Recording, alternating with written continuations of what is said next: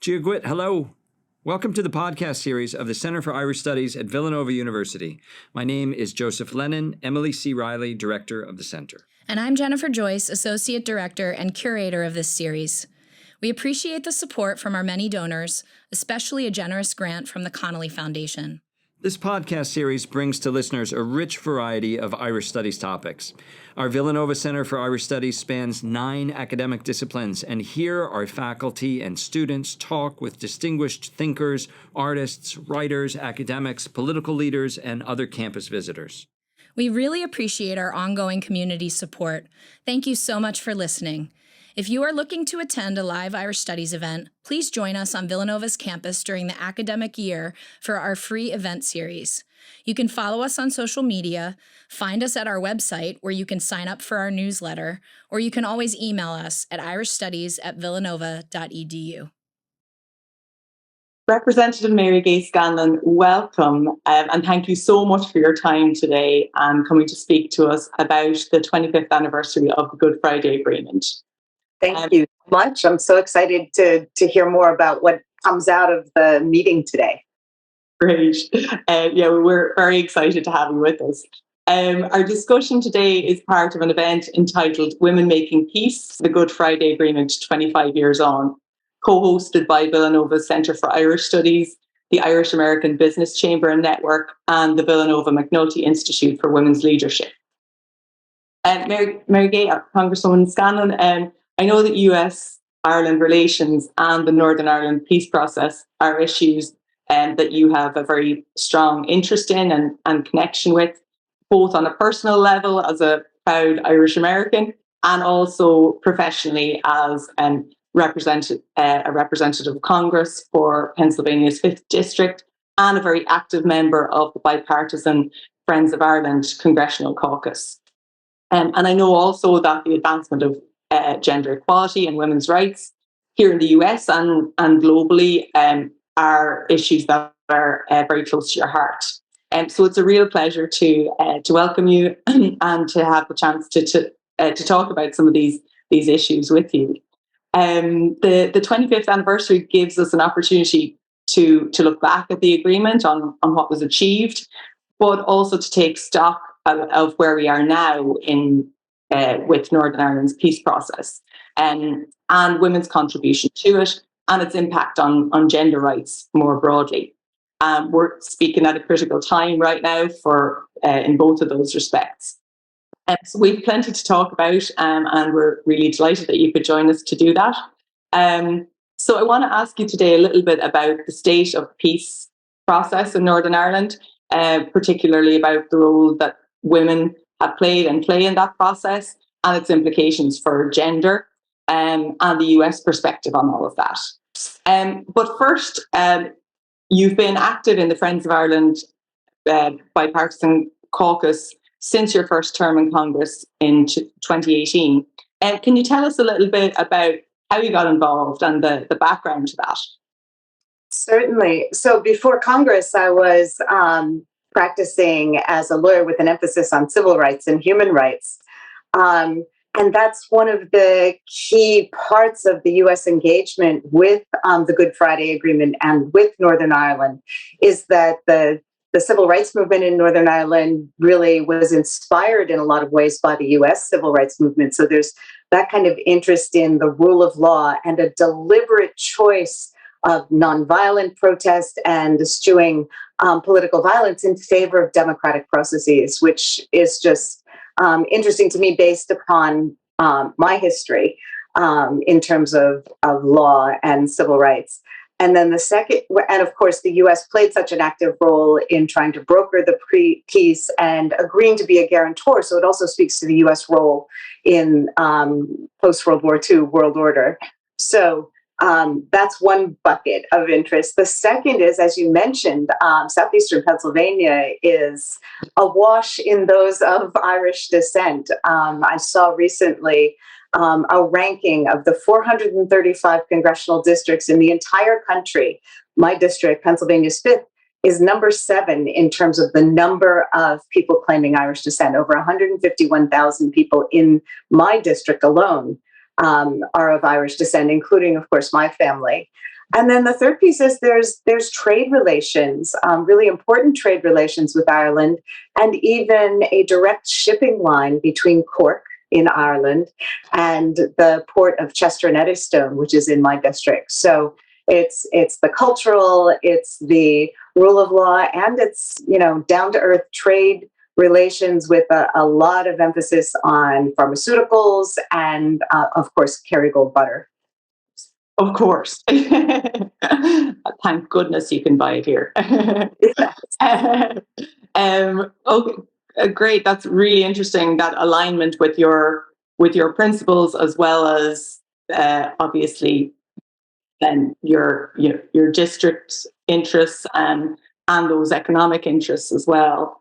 And very fittingly, you've actually just returned from Ireland as part of the presidential delegation trip with President Biden.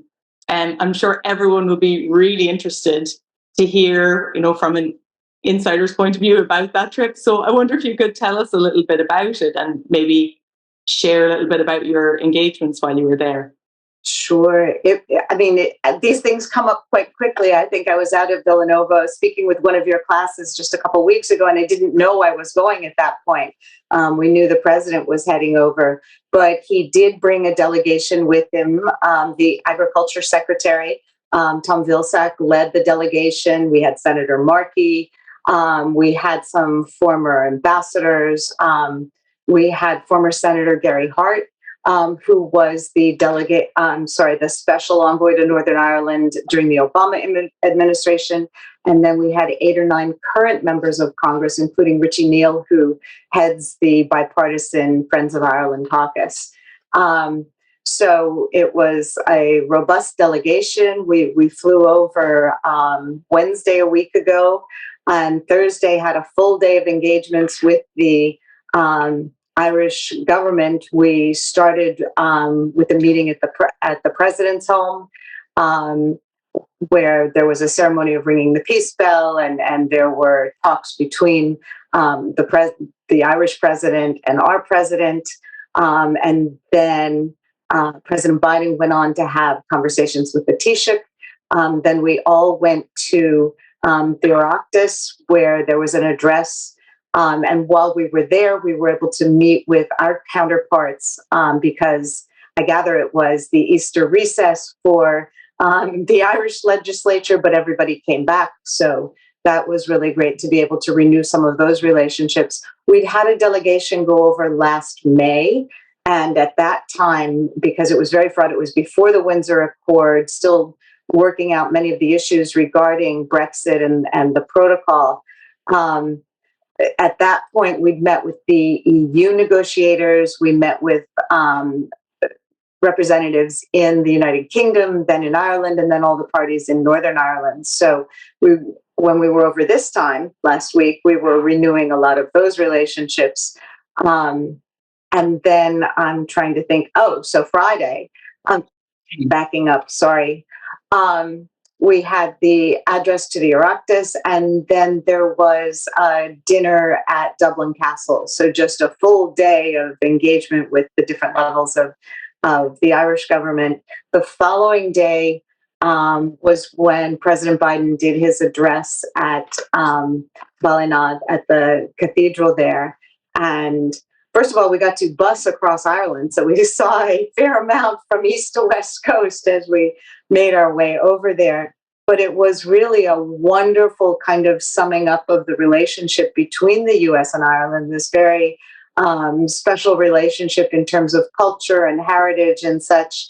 At the cathedral, Mary Robinson, of course, the first female president of Ireland, was there. She read some poetry by Evan Boland, who I know is a favorite of all of ours. The chieftains and some other music acts performed first, and then there was this address in front of the cathedral, which really had some overtones of President Kennedy's famous address in Ireland and such, and it was just a really lovely coming together of two cultures and appreciation. Sounds like, well, first of all, a very full schedule, and also a really nice kind of blending, like you say, of the, the cultural, the political, the social, the economic, and I guess personal and the political to some extent. Sure. Yeah. Yeah.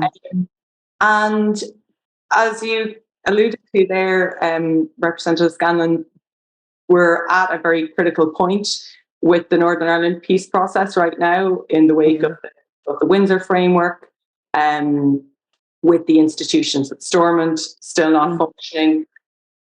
From your discussions with political leaders in Ireland, what was your kind of overall impression of the state of the peace in Northern Ireland? Did you detect much hope or optimism? And what do you see as some of the key challenges right now? Well, it from both our trip last spring and more recently, I think there is a lot of hope. I think people feel that the peace has fulfilled a lot of the promise. We have a whole generation that has grown up without the specter of violence over, everyday life. The economy has really blossomed in a lot of ways, but it's a process and it needs to continue forward. And one of the issues is, how do you get the government back up and functioning? It seems to be holding out, from a certain sector.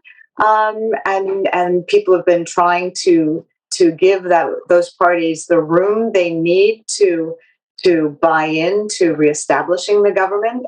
It's disappointing that it hasn't happened yet because economically and socially, it does seem to be what the vast majority of folks on both sides of what's left of the border want, and in large part that there shouldn't be a hard border there. So it was really encouraging that the Windsor framework was able to come together, because when we were there in May, it was a very open question as to how that would happen. But we at that time we were hearing from everyone, and particularly the business community, that there was no reason that they couldn't work out the trade issues, which had kind of been the impetus for the problems that had been experienced there. So now it's kind of back into a political sphere where people need to have the political courage to move forward and get things back on track. I've heard for the first time a little bit of conversations about, do we need to do some revisions, which were always contemplated, into how we do the power sharing as parties have shifted and proportions of the populace, supporting different parties have shifted. So, things are in flux still, but there's a great deal of hope that they can get the government back up and running. Well, that's really good to hear. Sometimes those gains, from the agreement can be kind of underestimated amidst, all the talk of political crisis right now in Northern Ireland. It's easy to forget that there is a lot so much progress has been made, and there's a lot to be hopeful about, including, as you say, the potential for reform of the institutions in Northern Ireland and the huge changes that are taking place in terms of attitude in Northern Ireland, and that growing kind of so-called middle ground. And that kind of leads me on to talk about gender equality. I wonder, what were your impressions of the state of gender equality and the status of women in Northern Ireland from your discussions as well, which, as we know, is central to peace and justice after conflict. Sure. Well, I mean, Ireland has been leading in many ways in terms of leadership of women, both, starting with, maybe in the official sector, starting with the role of women in the peace process, because we know that Irish women have always been extremely strong, but in recent years, they've taken a more public role in terms of moving society forward. Certainly, we see a lot of female leadership in both the North and the South in terms of the political world. So that's really encouraging. It was wonderful to see Mary Robinson, of course, who has played a central role in moving things forward.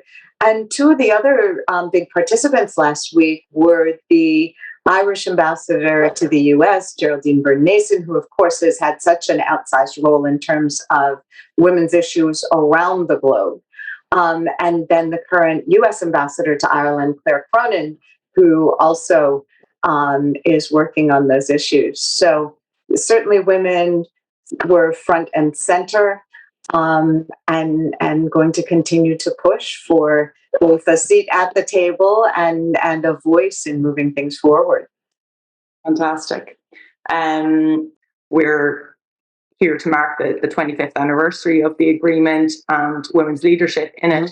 And we know, and I know you've talked about the fact that women played a major role in that agreement, and of course have always played a fundamental role in the peace process.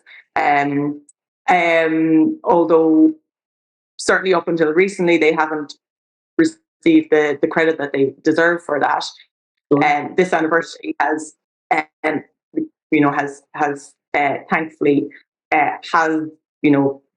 given a lot more recognition to that role. But looking back, how central do you feel women's leadership was to the peace agreement, and what kind of distinctive contribution do you think it made?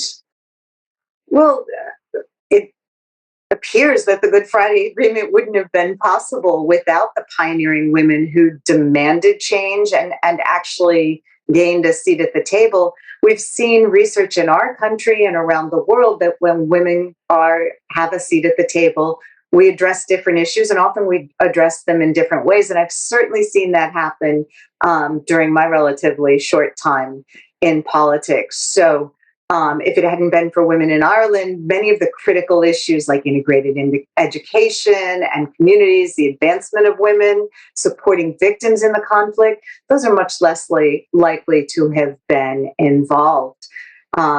So I think it is important that we bring women's voices to the tables. In our own country, we've seen fresh emphasis on issues like maternal mortality, which had not been addressed despite the U.S. having a much poorer record than other developed nations. Hadn't seen that addressed until we had more women in Congress and in our state legislatures. There has been renewed recognition of the role of women in the Good Friday process. During St. Bridget's Day back in February, we were really excited to join with the Irish ambassador, Ambassador Nason, in an event in the U.S. Capitol to bring this art exhibit celebrating the peace heroines. We were able to have that exhibit on Capitol Hill. We had a couple hundred people show up and really learn more about it. And we had Brona Hines, who was a leader in the Northern Ireland Women's Coalition, come and speak with us and celebrate there. So that was really exciting. And then we continue to see the impact of that, again, in partnership with Ambassador Byrne-Nason and former Speaker Pelosi and the Women's Caucus in Congress. We've started having meetings with the growing number of women ambassadors to the U.S. to talk about issues of common interest, such as the gender-based war crimes that are occurring in Ukraine and other issues like that around the world. So again, bringing women's voices to the table to focus on issues which maybe traditionally have not been given higher priority. That's really heartening to hear. And yeah, indeed, Brona has spoken at Villanova a couple of times, Brona Hines. And of course, we have Monica McWilliams, founder member of the Northern Ireland Women's Coalition also, and a participant in the Good Friday Agreement talks. So yeah, it's really, really encouraging to hear about that, the renewed recognition that is out there now, and the work that you're doing on that front as well, and indeed the kind of I suppose role model or the model that Northern Ireland can serve as for women in other conflicts. Right. Well, we have that, as well as I neglected to mention that even during COVID, we were pursuing the relationships between the women legislators from Stormont, from Northern Ireland, from Oireachtas, and from the US. We were able to have a gathering via Zoom of women from the 3 legislatures, and we're hoping to build that out in person going forward. So that's been another good way to extend those relationships. Fantastic. And Congresswoman, your recent trip and your trip last year underlines the very significant role that the US has played and continues to play in the Northern Ireland peace process, going back to the 70s and coming to the fore really in the 90s under the Clinton administration with the signing of the agreement, and of course reasserted after Brexit. How would you characterize that role today? How do you kind of see it in 2023? And if I can add on to that, do you see a role for the US? You kind of just talked about some issues around this, but do you see a role for the US in supporting gender equality and the advancement of women in society in Northern Ireland?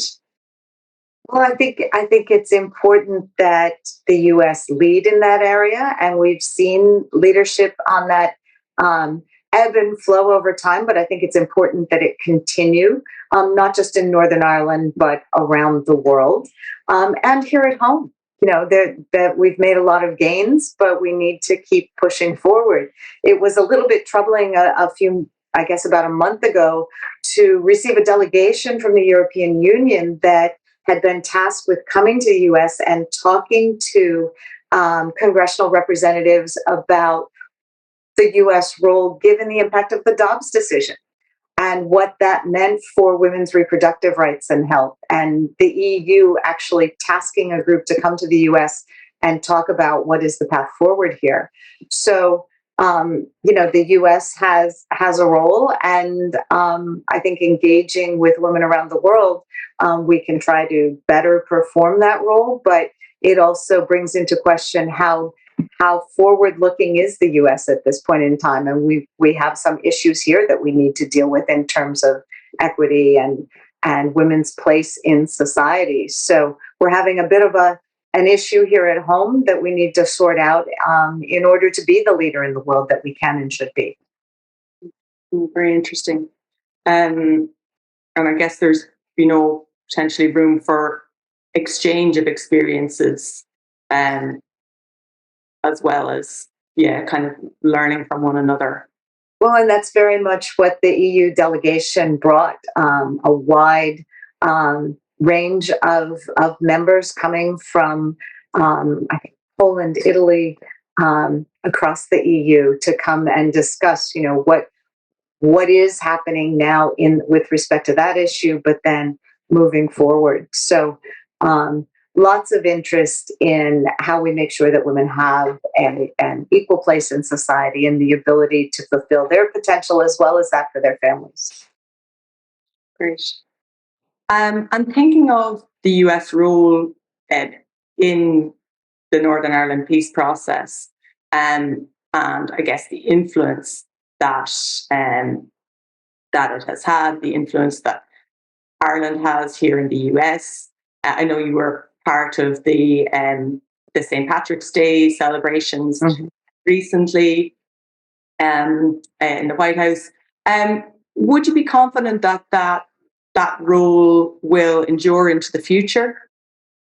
I think there's a broad-based commitment to that. I mean, I believe that particularly my colleagues on the Friends of Ireland group understand the U.S. has committed to being a guarantor of the peace process, and that doesn't mean taking sides necessarily, but helping bring people together and listening to all sides, and we've taken that very seriously. Obviously, the current president has a strong interest in seeing that go forward, and people were very heartened to see the appointment of a new special envoy in the person of Joe Kennedy III, to be a special envoy with respect to trade and Northern Ireland. And the president and members of Congress have made commitments to, continuing the economic support that's so important to helping the island as a whole succeed, but particularly Northern Ireland, which has had so many challenges economically.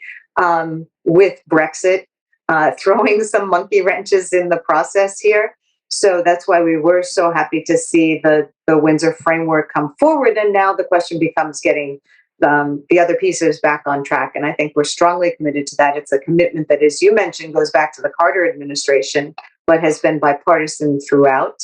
So there's lots of reasons, cultural, economic, et cetera, for the U.S. to continue to be a supporter of the peace accord and making sure that it succeeds.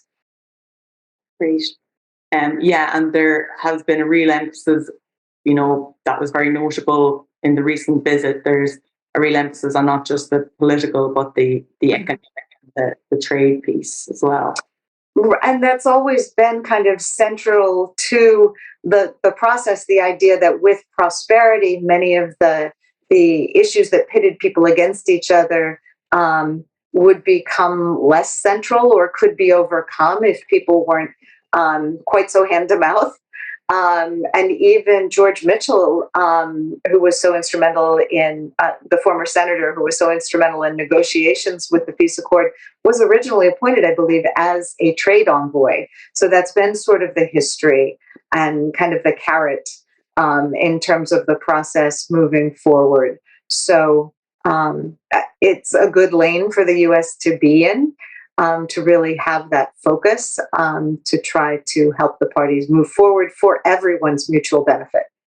Absolutely, yeah, and something that, of course, cuts through politics, cuts across any kind of divide. One of the things that was really interesting to me when I was over there in May, it was at the height of when we had an issue regarding availability of infant formula, and I took the opportunity to visit a formula manufacturer there, which was already licensed to import to the U.S. To see what we could do to ramp up production and imports there. But when I was there, I learned that the milk that was being processed at this factory was from the north, but sent to the Republic for processing and then shipped back for distribution. So the economy has become much more single market, whether or not everybody's in the EU. And it's important for everyone's prosperity that continue to the maximum extent possible. Absolutely. Congresswoman, the UK is also, of course, a key ally of the US and a guarantor of the agreement, together in partnership with Ireland and indeed the US. How do you feel that the recent visit was received in the UK or by the UK government? And what impact, if any, do you think it will have or that it has had on US-UK relations? Well, certainly while I was over there, we were reading in the papers and such that there was a little bit of discomfort about the complete embrace of President Biden's family history, particularly in the South.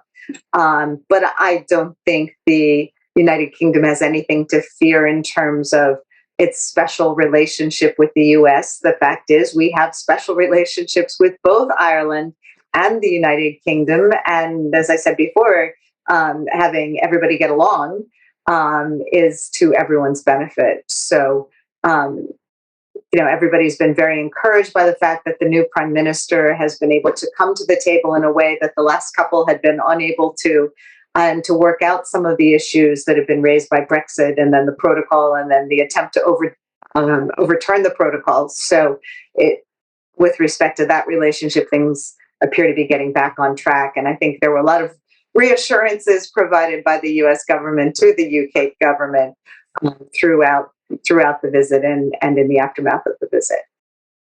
Great.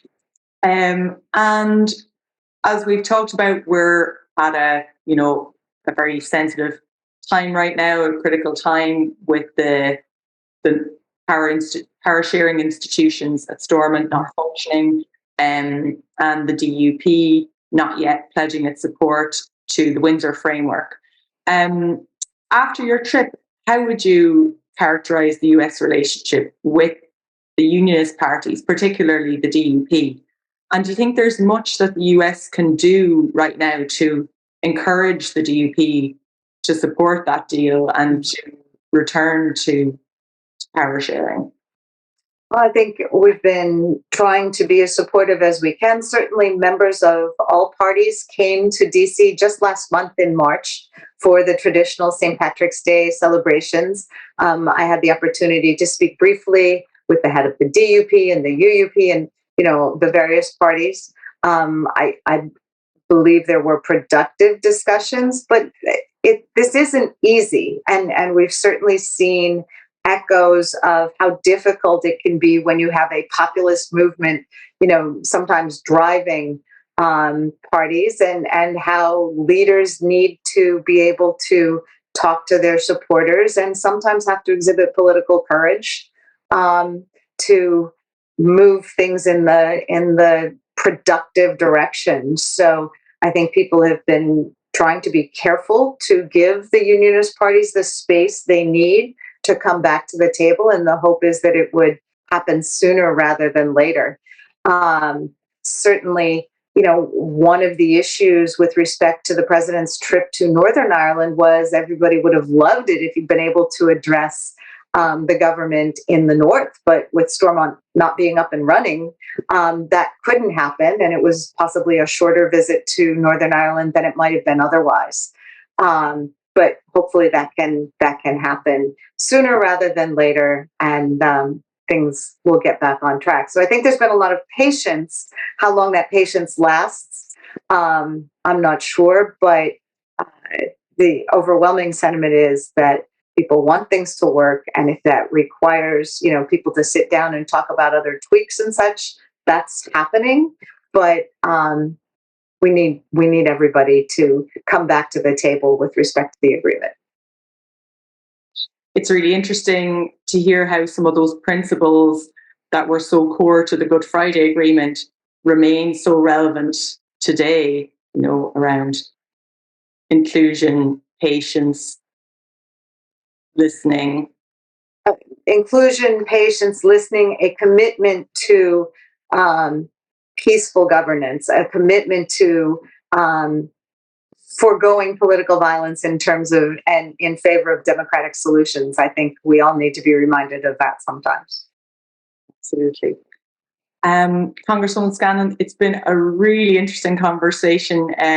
Just wonderful to hear your insights on the US-Ireland relationship right now, the US role in the Northern Ireland peace process, and the significance of the 25-year anniversary of the agreement, and women's leadership within that. So thank you again for being here with us and for sharing your thoughts. We're very grateful. Well, thank you for the opportunity to reflect on that, for the opportunity to learn more about the Good Friday Agreement, and particularly the role of women in that process. It's been a real pleasure for me, and I hope you have a great conference. Thank you so much.